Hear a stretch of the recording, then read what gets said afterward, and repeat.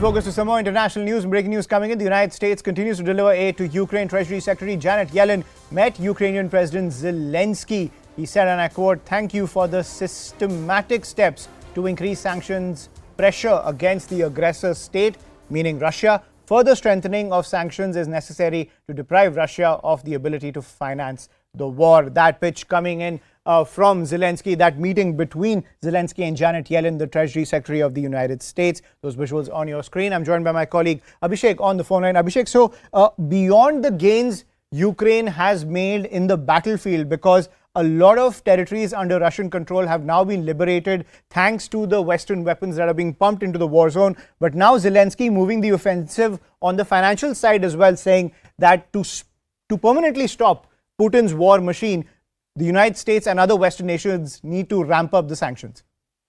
Clearly, Ayushman, because we have seen almost 10 packages of sanctions have been imposed on Russia on its trade and commerce and financial institutions to curb apparently its capacity to wage a war against Ukraine.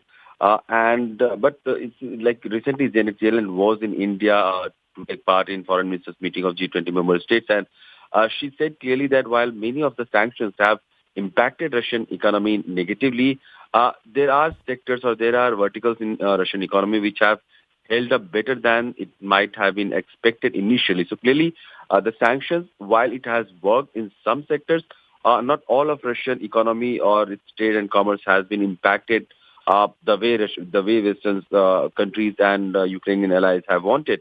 And this is what probably Zelenskyy is indicating, that when he's saying that he would want USA and other allies to put in more pressure, economic pressure on Russia, so that Russian economies or Russia's capacity to fight against Ukrainians goes down, and ultimately they have to find other funds to stand in this war against Ukraine.